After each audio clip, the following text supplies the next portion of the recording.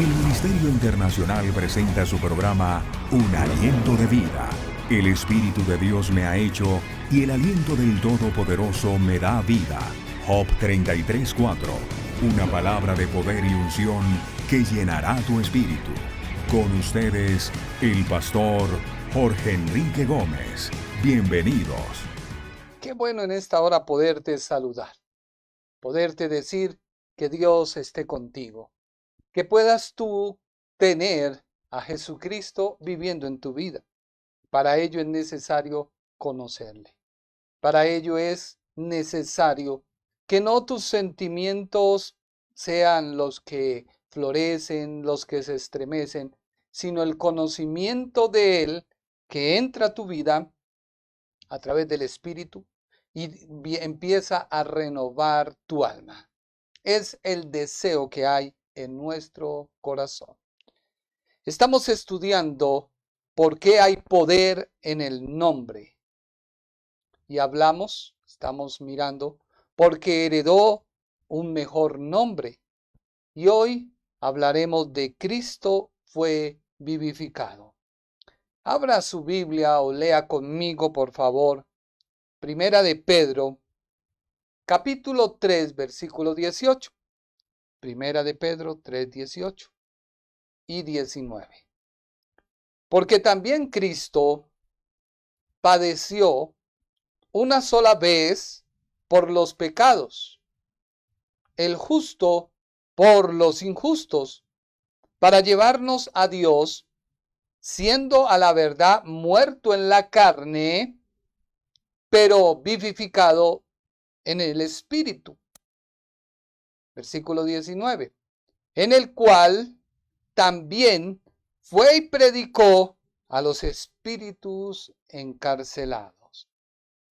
Estos dos versículos encierran una gran verdad, la cual dice que Cristo murió una sola vez.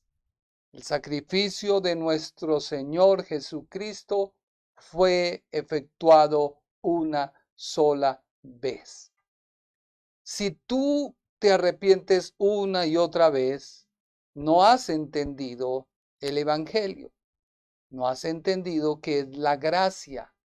La gracia de Dios no se debe confundir con una doctrina o como aquellos que predican creciendo en gracia. No. La gracia es una persona y su obra es la gracia. Por ello, dice, padeció una sola vez, el justo por los injustos. O sea, Cristo, que es 100% Dios, 100% humano, es justo y muere por una persona injusta para llevarnos a Dios, o sea, reconciliarnos, siendo a la verdad muerto en la carne. La Biblia está testificando de que era necesario que Cristo muriera. La muerte de Él se efectuó en la cruz. El martes estudiábamos que Él entregó su espíritu a Dios. Recuerda que el espíritu es el aliento, el espíritu es el que nos permite tener comunión con Dios.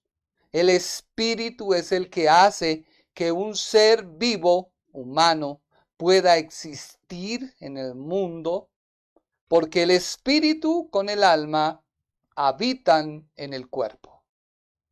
Por eso la Biblia habla de que hubo un rompimiento en la persona de Jesús. ¿Un rompimiento en qué? Que cuando muere en la cruz, su carne va a la sepultura, su alma va al Seol y su espíritu va a Dios que lo creó. Muy claramente Hechos de los Apóstoles, capítulo 2, 28 lo dice. Así que es importante la muerte de Cristo. La muerte de Cristo solamente puede cubrir la desnudez del hombre. Recuerda que cuando el hombre desobedece a Dios, se encuentra desnudo y él empieza a buscar cómo cubrir esa desnudez y busca hojas, ya lo estudiamos.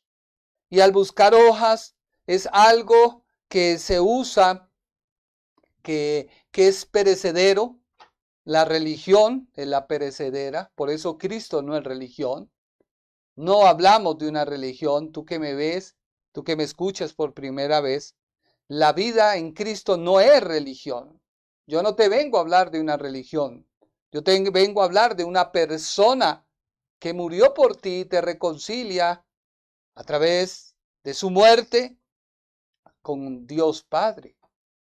Él cubre tu desnudez. Por eso, cuando una persona peca, un creyente, y se va a acercar a Dios, pues siente desnudez, se siente mal. Pero hazlo con confianza, porque quien murió en la cruz del Calvario fue una persona igual a ti y a mí.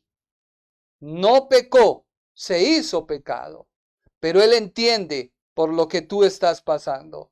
Él entiende ese ataque del diablo. Él entiende esa tribulación. Él entiende esa enfermedad, esa crisis económica. Pero Él está ahí para ayudarte, para librarte, para sacarte en victoria.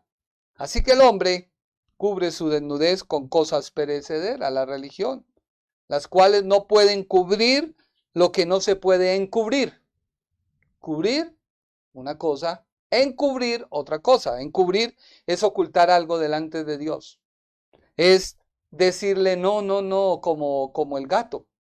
El gato hace su necesidad y va y lo entierra, como si nada hubiera pasado. Eso hizo el hombre. Por eso, esas cosas perecederas hacen que el hombre permanezca desnudo. Si tú has recibido una religión donde te dan una serie de normas, de conductas, no hagas aquello, no mires esto, y tú realmente no entiendes que debes vivir tu día a día glorificando a Dios. Es que Dios no solamente está en la iglesia, y ya cuando tú haces todas tus fechorías, porquerías, cosas malas, no está. Dios está. Dios está en todo momento, en todo lugar. Por eso todo lo que hagamos, todo lo que digamos, todo lo que pensemos, debe glorificar a Dios. Vuelvo y te repito, debe tus acciones, lo más mínimo, Dios está. Debes glorificar a Dios. Hemos estudiado que el Señor Jesús se hizo hombre. La Biblia lo habla. Semejante a nosotros. Pero nunca dejó de ser Dios. Esto tampoco es meritorio para que tú digas, ay, con razón pudo sufrir la cruz del Calvario. No. En su parte humana tuvo limitaciones. Algunos atributos fueron limitados. Pero su esencia, su naturaleza nunca dejó de ser Dios. Porque era necesario que la persona de Jesús de Nazaret viniera y fuera incubado, fuera, se me olvida siempre esa palabra, en el vientre de María. No engendrado, porque si no daría un comienzo y un fin, no. Él fue, la Biblia dice, ¿fue qué? Formado, fue gestado, fue en el vientre de María. Así que Él se compadece de ti. Por eso Él nos acerca a Dios. Porque Él es igual que usted y que yo, sin pecado. Todo el contexto bíblico nos habla de la encarnación del Hijo de Dios. Toda la Biblia, de Génesis a Apocalipsis. Si tú miras, el hombre nuevamente es vestido, no ya con una piel de un animal, porque se tuvo que derramar sangre, sino es vestido de la naturaleza que solo Cristo puede dar. Por ello, cuando tú recibes a Cristo en tu corazón, es vestida tu vida, sí, tu vida es investida, vestida de autoridad, de poder, y eres engendrado por el Espíritu Santo para vivir y poder aceptar las verdades de Dios. Alguien decía y me envió de que no se necesita pedir revelación a Dios porque la palabra ya está escrita y solo hay que leerla. Error. Yo recuerdo cuando entré al instituto con mi pastor Abraham Peña, a quien le admiro, le amo, le respeto. Y mi primer trabajo fue como una cosa así, de solo hojas. Y yo dije, no, este hombre me va a sacar en hombros, me va a elogiar, me va... Y lo único que él dijo, trabajo mal realizado. No haga copy-paste. Y yo, bravo, dije, pero ¿cómo así? Si yo transcribí lo que decía el comentarista Barclay, si yo copié lo que decía el comentarista Henry, si yo copié lo que decía McDonald, si yo copié lo que decía, bueno, etcétera, Moody, bueno, tengo una biblioteca amplia. Mi hijo un día dijo, pero papá, le dije, sí. Y me dio mal genio. Ya después empecé a entender, fuera de eso mi esposa encima diciendo, ay, bueno. Luego empecé a entender que sí necesito revelación. Y tuve que hacer un trabajo de cantares. Recuerdo que fue un folleto así, pequeño, y fue laureado por él. Su firma fue en él. Desafortunadamente había alguien que estaba empezando en el instituto y yo se lo regalé. No lo conservé, se lo regalé. Pero bueno, gloria a Dios, lo importante es que la palabra del Señor sea glorificada. Así que todo el contexto bíblico nos habla de la encarnación del Hijo de Dios. Pero a Él se le da un nombre con el cual nosotros nos identificamos como el Salvador. E Israel lo identifica como el Mesías prometido, el cual cumplirá las demandas de la ley que identifican al pecado, pero que no lo podían quitar. Lo mostraban, mas no había efecto, no había poder. ¿Por qué? Porque faltaba que llegara el Mesías, el Dios, Emmanuel, Dios con nosotros. Un niño nos es dado. Jesús se encarnó, su nombre. Ya después veremos los nombres de Jesús en todo el Antiguo Testamento mostrados en el Nuevo, para que tú vayas conociendo quién es Jesús, quién es aquel que dio la vida por ti, quién es aquel que está a tu lado, que cuando tú estás en la enfermedad, en la tribulación, en el problema, Él te carga, Él te sostiene, Él te ama, te lleva. Por eso vuelve a Él. Todo el contexto bíblico nos anuncia que el Cristo, el Mesías, debía morir como Cordero de Dios. Solo la muerte puede cubrir la desnudez del hombre, que en su desobediencia a un mandato de Dios, no comerás porque de cierto morirás, hace que el hombre en su propia opinión busque encubrir su desnudez con cosas perecederas, lo cual no se puede encubrir, no lo puedes hacer. Es importante entender, una vez más te lo digo, en toda su expresión, porque solo por su muerte es que su nombre tiene poder. Solo. Y no hemos estudiado las dos partes, porque su nombre tiene poder. Por ello, la expresión Cristo padeció una sola vez quiere decir que su muerte o su sacrificio no se puede volver a realizar, no se puede volver a efectuar. ¿Qué mensaje nos da? ¿Qué mensaje te da? ¿Qué mensaje nos da? Que debemos seguir su ejemplo. Debemos morir al pecado, al alejamiento de Dios, a la ausencia de Dios en tu vida.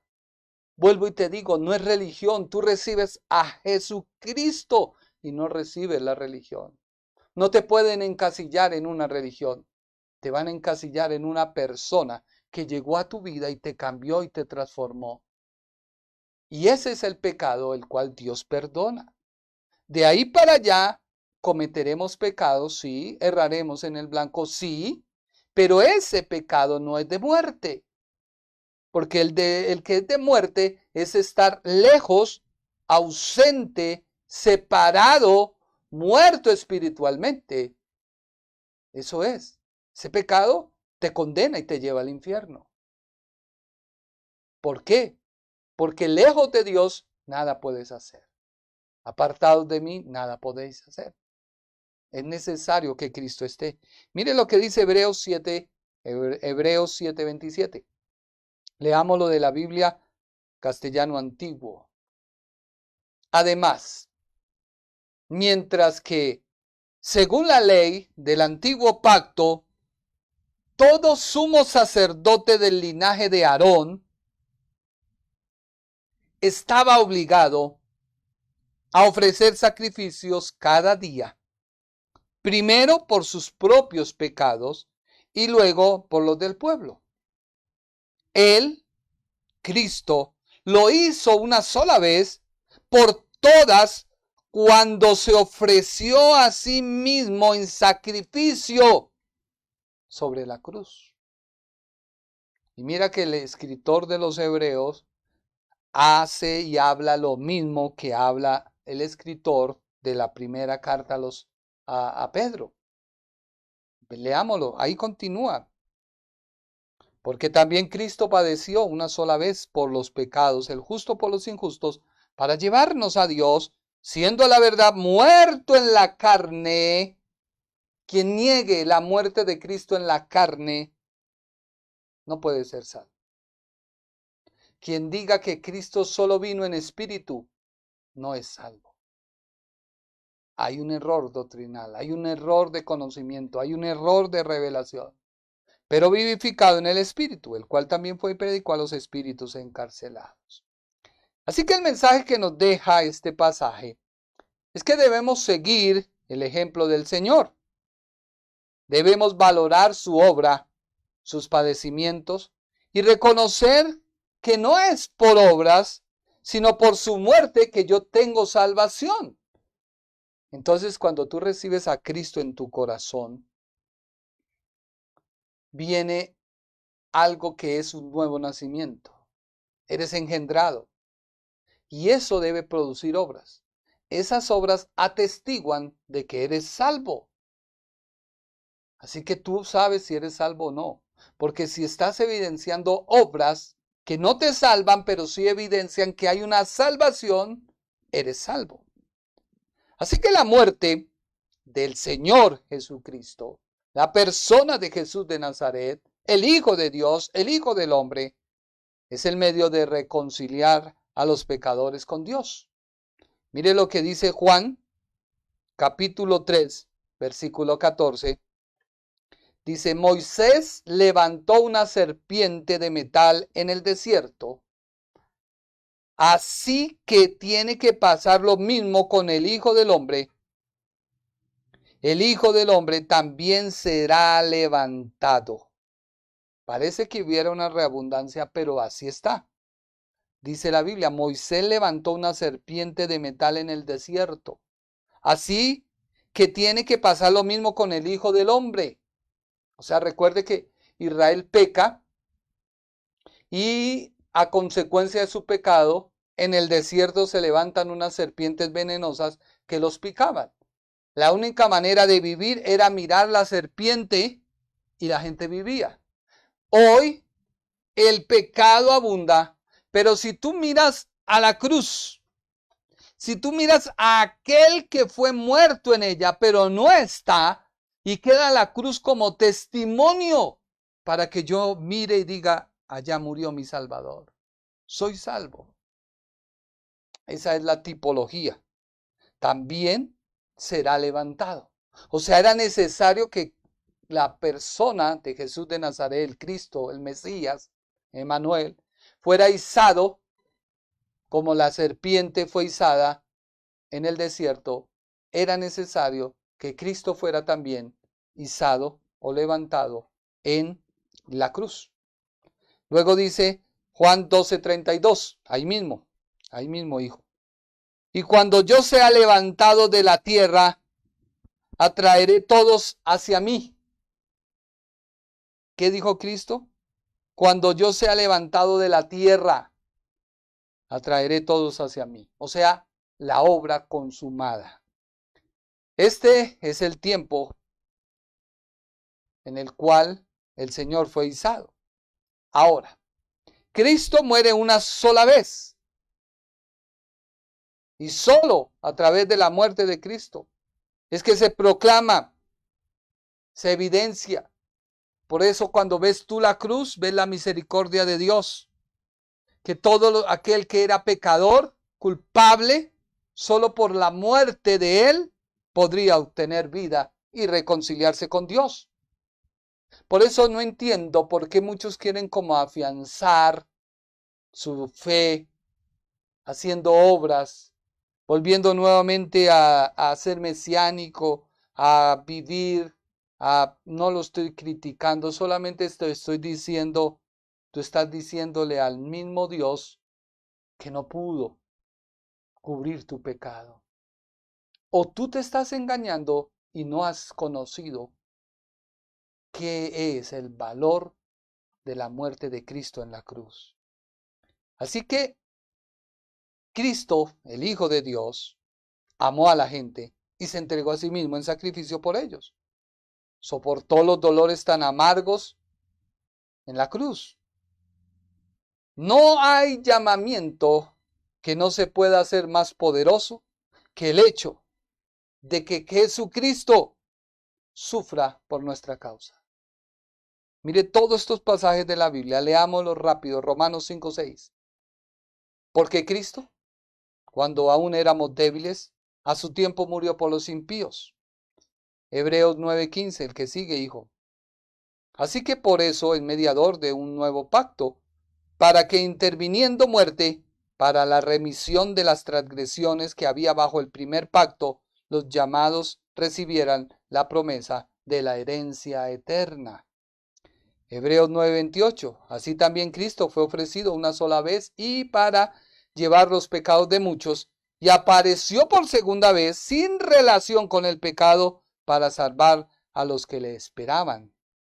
Y Romanos 5:8 dice, mas Dios muestra su amor para con nosotros, en que siendo aún pecadores, Cristo murió por nosotros. Y primera de Pedro 3:18 dice, porque también Cristo padeció una sola vez por los pecados, el justo por los injustos, para llevarnos a Dios, siendo a la verdad muerto en la carne, pero vivificado en el Espíritu, el cual también fue y predicó a los espíritus encarcelados. No podemos negar la muerte del Señor, la muerte física. Tampoco podemos negar la muerte espiritual del Señor. Vuelvo y te repito, si tú no has recibido a Cristo, estás muerto espiritual. ¿Qué es muerto? Alejado de Dios, separado de Dios. Hay una ausencia de Dios en ti. Por lo tanto, no puedes culpar a Dios por lo mal que te va. Hay personas que reciben al Señor con un doble propósito. Y el doble propósito es, Señor, te recibo, sáname. Entonces ellos creen que Dios es bobo, tonto, y te va a sanar porque le recibiste. Ojo, no. Tú tienes que recibir a aquel que destruyó a la muerte, a la enfermedad. Y cuando lo conoces a él, a través del Espíritu vivo que recibes, vida, se regenera tu alma, y no solo tu alma, tu mente, tu voluntad, tus emociones, no, sino tu cuerpo. Y comienza tu cuerpo a recibir la vida que da Dios a través del Espíritu tuyo. Eso es una cadena. Dios, Espíritu, da vida a mi espíritu, y mi espíritu vivo comienza a dar vida, revelación, luz a mi alma y a mi cuerpo. Entonces mi cuerpo comienza a ser restaurado. Así que tienes que conocer al Salvador antes que el sanador. Porque si recibes al sanador y recibes sanidad, pero no conoces al Salvador, es muy probable que puedas caer nuevamente en el mundo. Por eso a Dios le interesa la salvación. Y consigo viene la sanidad, la prosperidad económica, viene la salud, viene todo lo que tú necesitas. Pero tienes que conocer al Salvador. Así que muere en su carne, como un hombre, en su naturaleza humana. Romanos 1, 3, 4, que dice la Biblia, que él había prometido antes por sus profetas en las santas escrituras acerca de su Hijo nuestro Señor Jesucristo, que era del linaje de David según la carne, que fue declarado Hijo de Dios con poder según el Espíritu de santidad por la resurrección de entre los muertos. Así que tú ves aquí las dos partes, la parte física que murió en la cruz, pero también ves el alma de Jesús. ¿Por qué?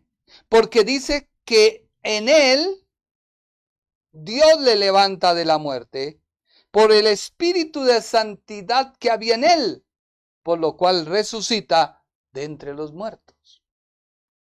Pero vamos a centrarnos en la carne. Las palabras en la carne están claramente diseñadas para denotar que fue algo único en su muerte, porque es una desviación del método habitual hablar de la muerte. Dijo, por lo cual la muerte no tenía poder sobre su obra, ya que el Cordero de Dios debía consumir el pecado del hombre en su carne. Recuerde, el martes te hablé, en vida es que tú recibes a Cristo, muerto no. Y ya lo vamos a ver. ¿Por qué? Porque sólo así podía remitir al hombre. Era necesario que el Señor vivo fuera colgado en la cruz, asumiera la crítica, todos los demonios, todos los religiosos, fariseos, el concilio, etcétera, los romanos, los soldados, etcétera. Pero él, muerto, una vez su alma va al infierno. Alguien dirá, pero eso es herejía. Vamos para allá. Por ello es habitual denotar la naturaleza humana del Señor Jesús, o es decir, que se hizo carne, que era un hombre, que él habitó en una carne. Pasajes, Hechos 1:2. Dice Hechos, hecho de la simiente de David según la carne. Juan 1:14. Y el verbo se hizo carne. Primera de Timoteo 3:16. Dios fue manifestado en carne. Primera de Juan 4:2. Todo espíritu que confiesa que Jesucristo ha venido en carne es de Dios. Por eso, negar, como lo hacen los gnósticos, la parte humana de Jesús es del diablo. Y Juan 2:1 dice que no confiesan que Jesucristo ha venido en carne. Así que muere nuestro Señor físicamente. Muere su espíritu que le entrega al Padre y su alma va al infierno. Y dice Hebreos 2:14, no sé si lo copiaste porque lo dejé en negro.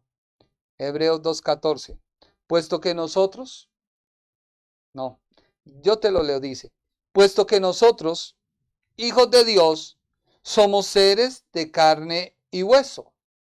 También de carne y hueso nació Cristo Jesús, porque solamente siendo de naturaleza igual a la nuestra, podía morir para destruir con su propia muerte, con su propia carne, huesos, al que tenía el imperio de la muerte, es decir, al diablo.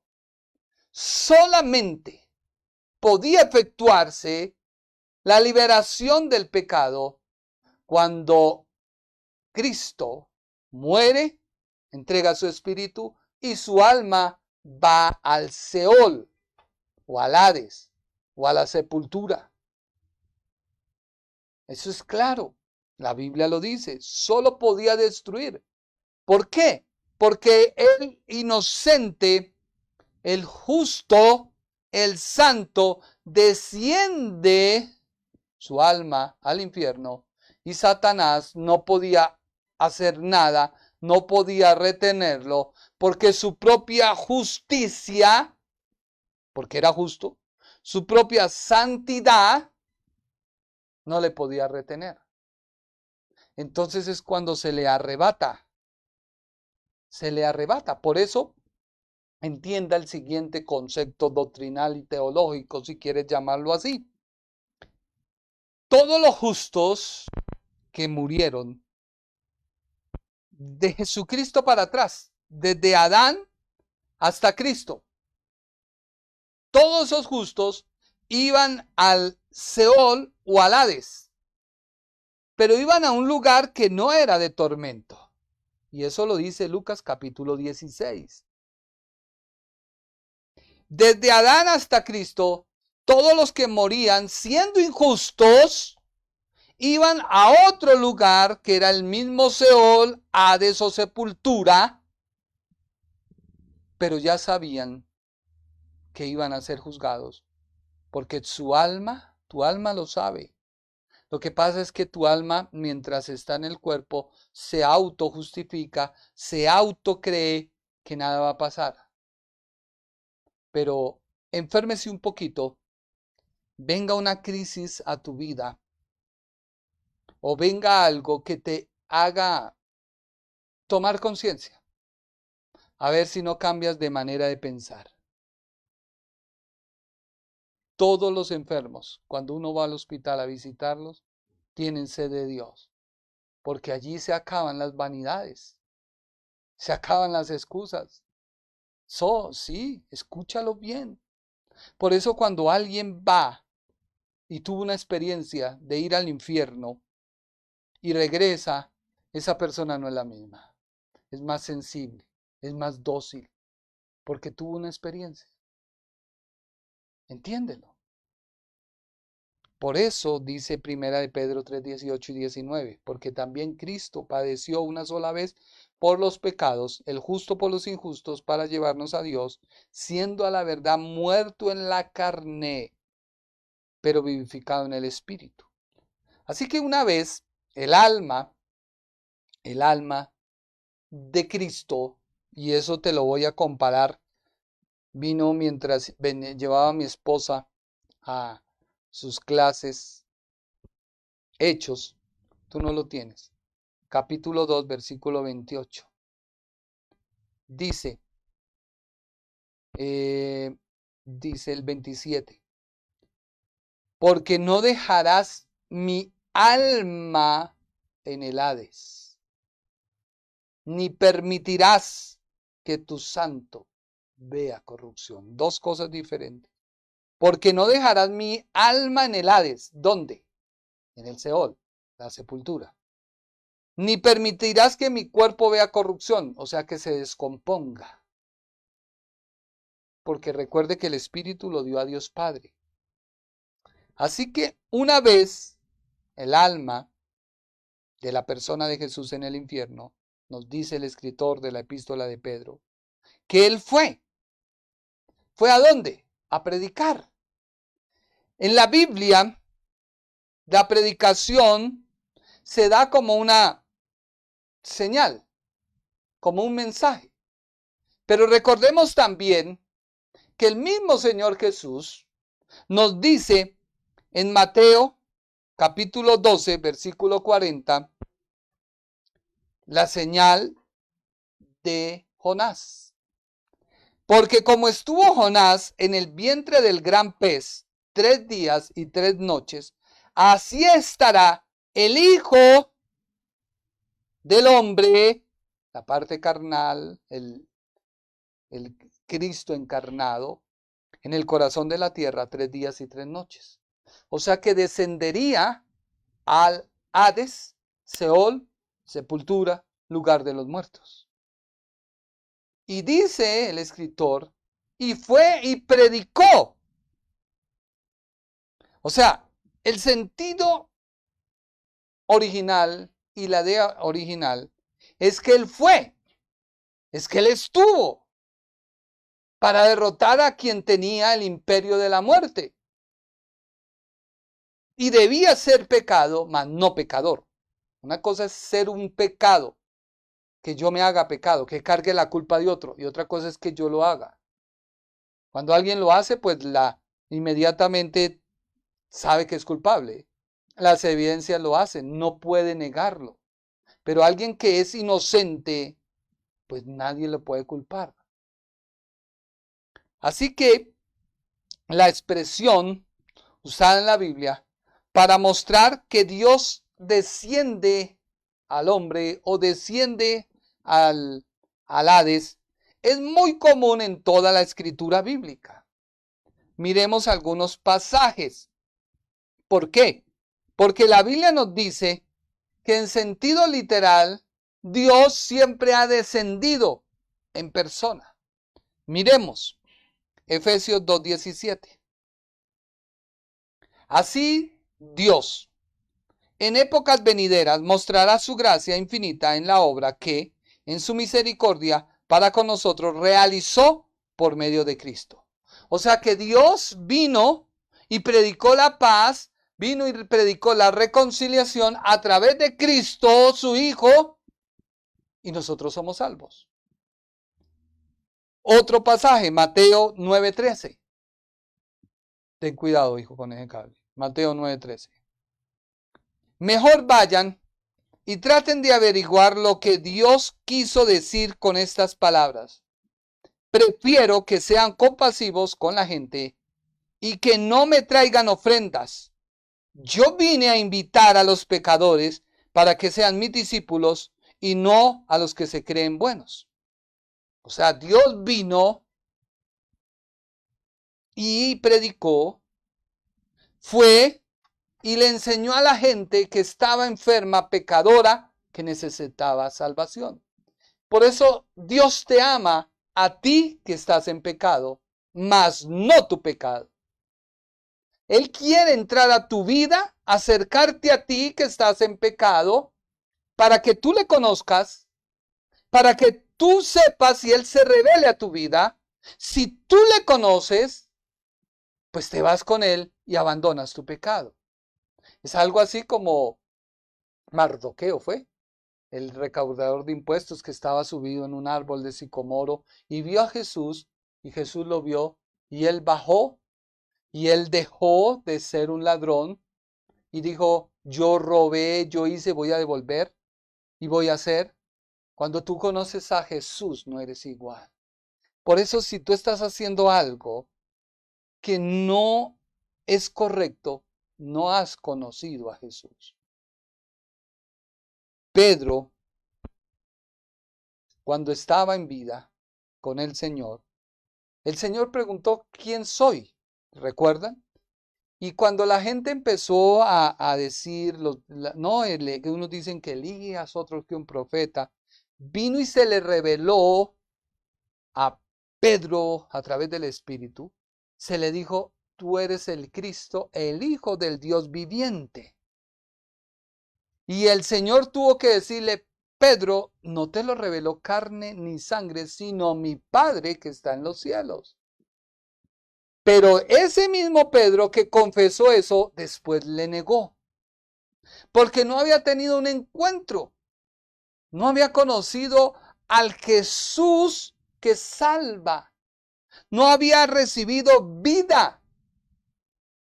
Tú puedes conocer, pero si a tu vida no se ha revelado el Evangelio, vas a seguir siendo un pecador. Y todo diciendo, Señor, perdóname. Vas a ser un instrumento. Sí, un instrumento para distraer, para todo. No.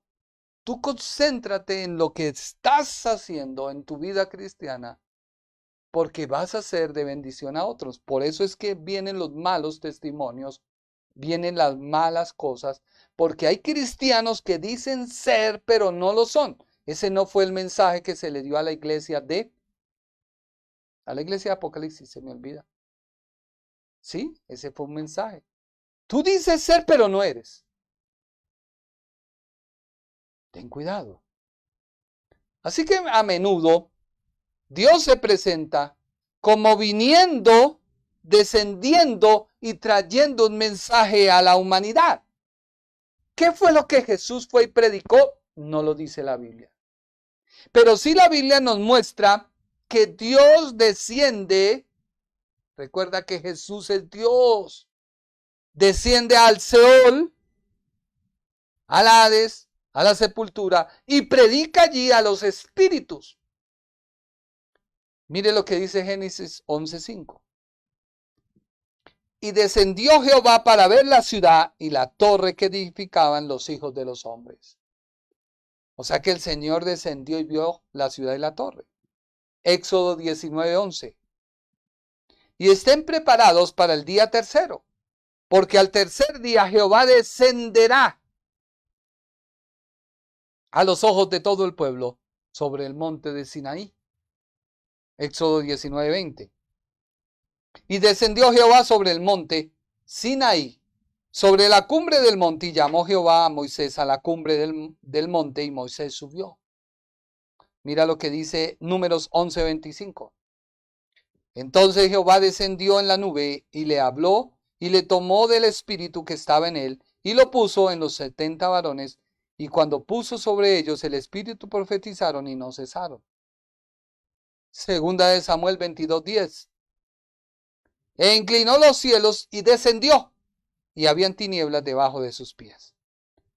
Así que este lenguaje tramitante da la idea de lo que hizo personalmente Dios, el Elohim, Yahweh, el Señor, Dios, es transmitir un mensaje, y lo hace de manera personal, por sí mismo. No usa a otra persona. Así que no podemos negar que el Señor no fue al infierno.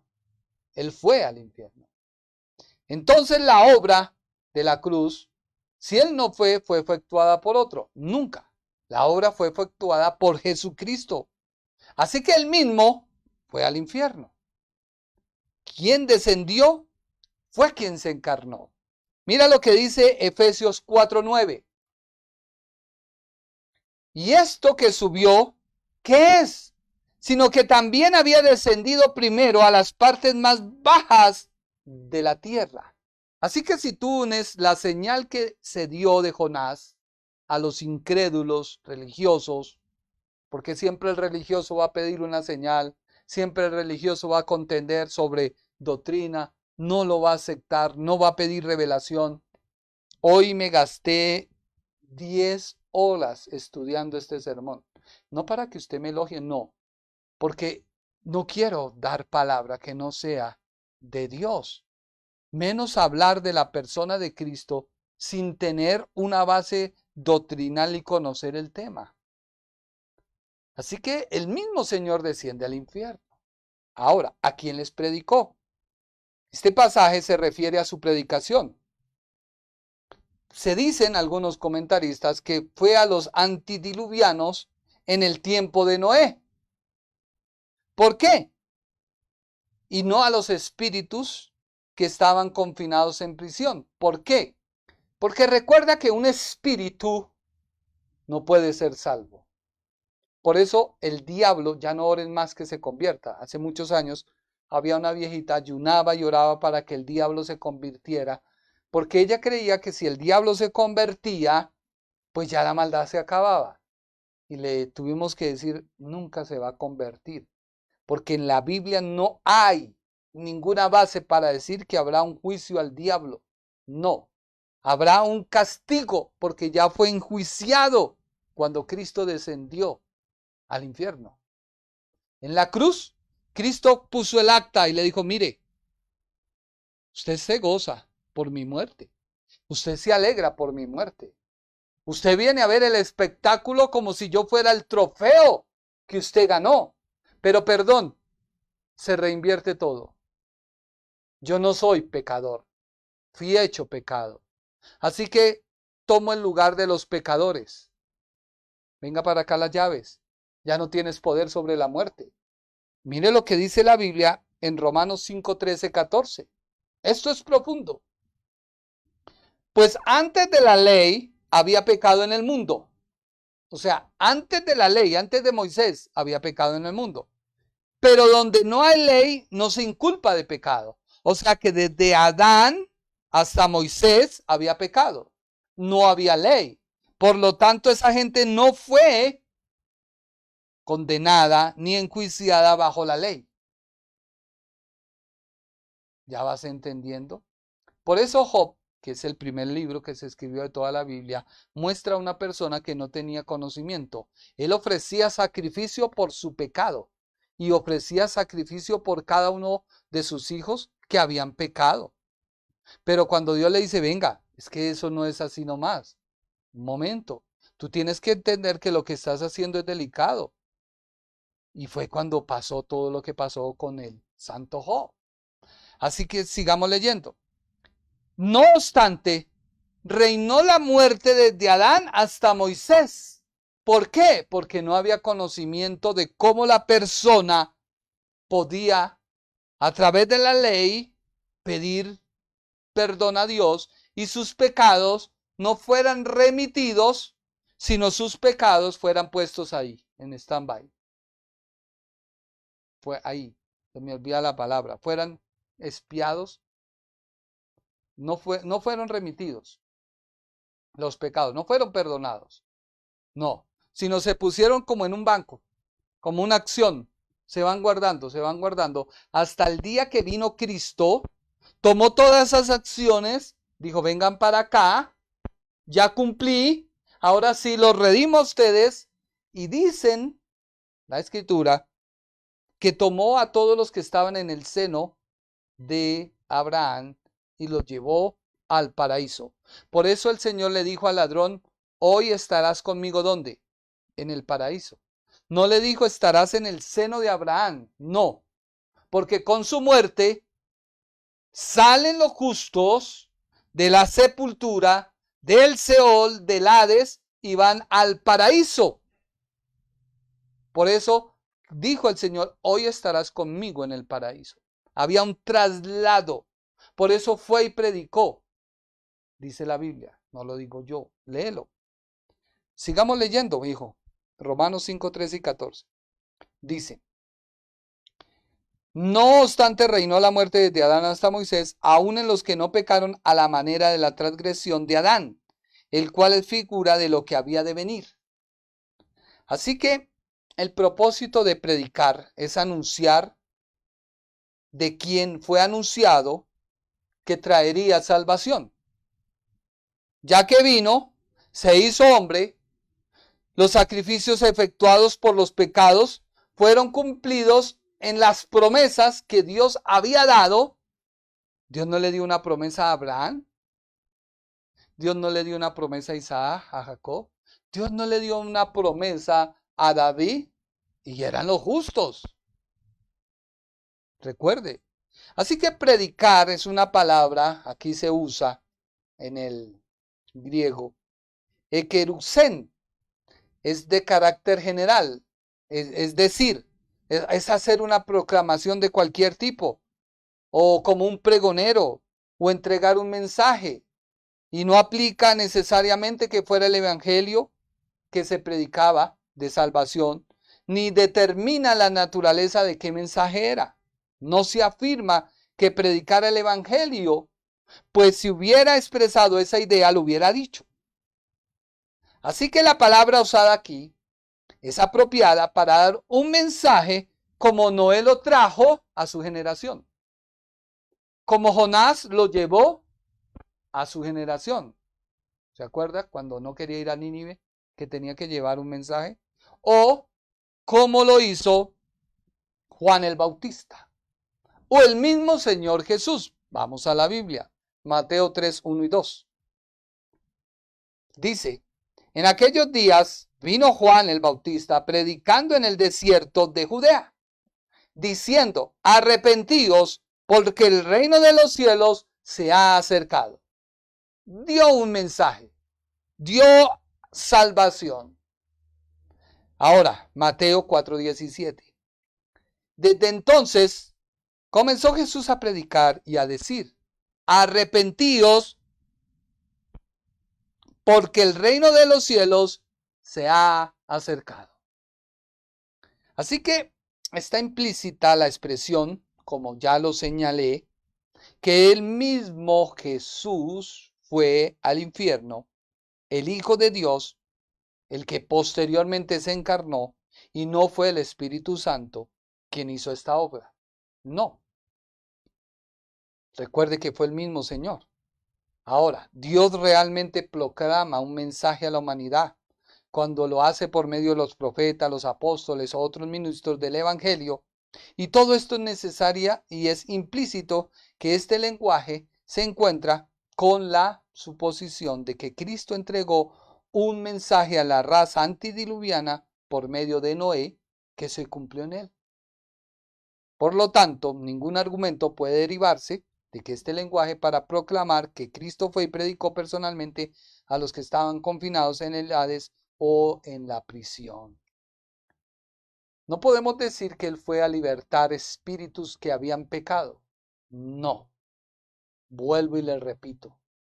Una vez tú mueras, no hay nada que hacer. Y es que este pasaje de Primera de Pedro es usado por la Iglesia Católica para decirle a las personas que pueden salir del infierno a través del purgatorio, a través de rezos y misas de la gente. Y esto no es así. Él fue a predicar a los espíritus, eso claramente a los espíritus, ahora en prisión, porque el justo, recuerde que su espíritu va a Dios, pero su alma quedaba en el Seol o el Hades o la sepultura. Por eso Hechos muy claramente lo dice en Hechos 2:27, no dejarás mi alma en el Hades. Hoy el Hades solamente quedó con dos partes. Una, el lugar de los muertos o el infierno, o bueno, el infierno no propiamente, sino es el Hades, Seol o sepultura, un lugar de tormento, donde la persona que está allí ya sabe que es condenada, ya sabe que murió alejado de Dios, ya sabe que espiritualmente murió, ya sabe que hay una ausencia de Dios y que nada se puede hacer. Lucas 16, el rico y Lázaro. El cristiano, los ángeles lo llevan, no al seno de Abraham, no a la sepultura, no al Seol, no al Hades, sino lo lleva al paraíso. Por eso el paraíso fue quitado de la sepultura del Seol y llevado al cielo.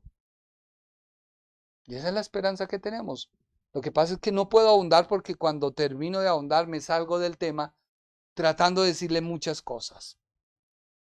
Así que el sentido obvio es que Pedro supuso que habían espíritus en prisión en el momento que se escribió y que esos mismos espíritus el Hijo de Dios en algún momento les había predicado o les había hecho alguna proclamación con respecto a la voluntad de Dios en cumplimiento a sus promesas en él. Por eso, y creo que me pasé, las promesas de Dios que hizo en todo el Antiguo Testamento, hoy se cumplen en una palabra. Todas en una palabra. Jesús. Todo se condensa ahí. Jesús. Entonces no entiendo por qué tú tienes que tocar el shofar, ponerte la kipá, ponerte la cajita en la frente, en la mano, ponerte bueno, y ser judaizante. O sea que a Dios le faltó algo. O a ti te falta conocimiento. Porque es que hoy en día está el boom judaizante. El hablar en términos de el Mesías, Chamasía, el Eterno. No, ya hay un nombre. Tiene poder. Jesús. Ya. Dado que este es el último pasaje, este es el único pasaje del Nuevo Testamento sobre el cual se posee y se descansa la doctrina católica romana del purgatorio. Es importante determinar que el justo significa el lenguaje empleado aquí, o sea, justo es aquel que ha reconocido la obra de Cristo, pero que no pudo ser consumada en él porque aún Cristo no había muerto en la cruz, ni había sido resucitado, y no había venido el Espíritu Santo. Así que todos esos justos tenían que recibir la confirmación de lo que estaban esperando. ¿Quién murió esperando la promesa?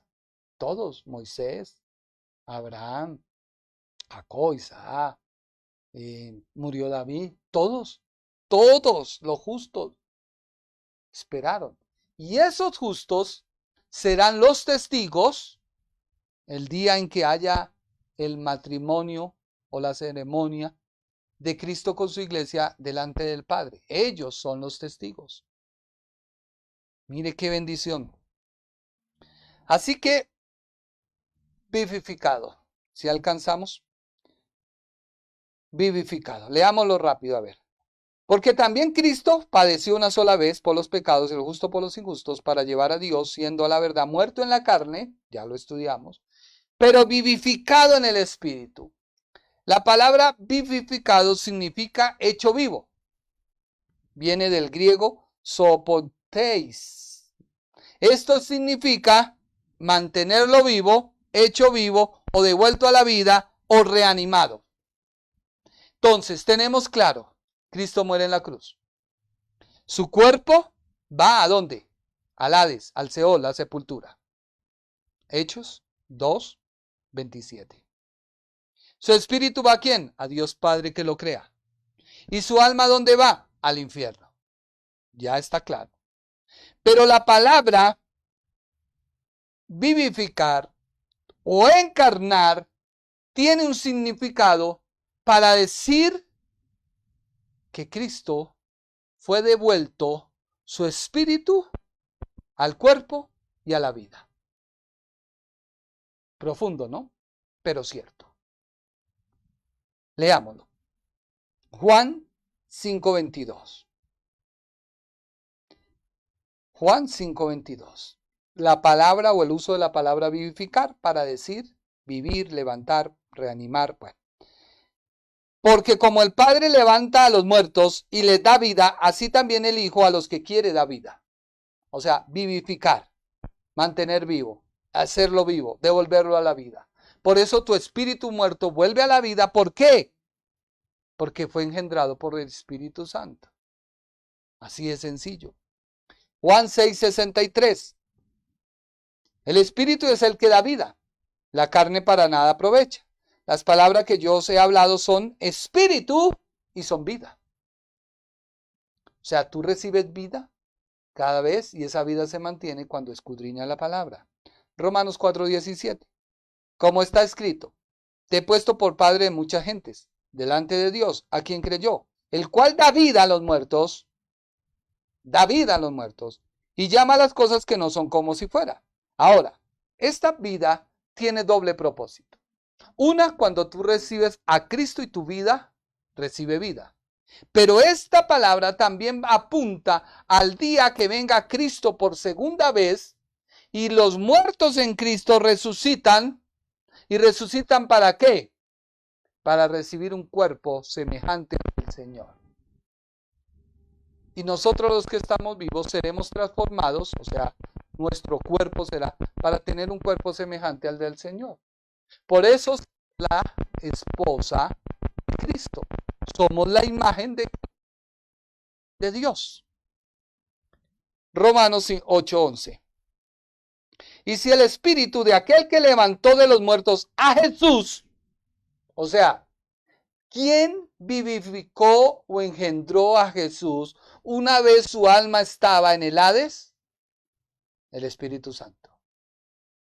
O sea, el Espíritu Santo dice, ya cumpliste la obra. El Padre dice, ya cumpliste la obra. El Hijo dijo, ya cumplí la obra. ¡Pra! Resucita, levántese de los muertos. Su cuerpo vuelve nuevamente a tener vida, espíritu, alma y cuerpo. Pero un cuerpo transformado, un cuerpo que traspasa la materia. Jesús comió, una vez resucitó, pero su cuerpo traspasaba. Se le apareció a unos, Al mismo tiempo se le apareció a otros. Cable, hijo. Y luego a otros. Detrás de la silla, hijo. Así que, vivificado, recuerde, no podemos decir de su alma, porque su alma sigue teniendo vida. Pero su cuerpo no. Entonces viene nuevamente el Espíritu, el soplo de Dios, sobre el cuerpo de Jesús a través del Espíritu Santo y es engendrado en un cuerpo.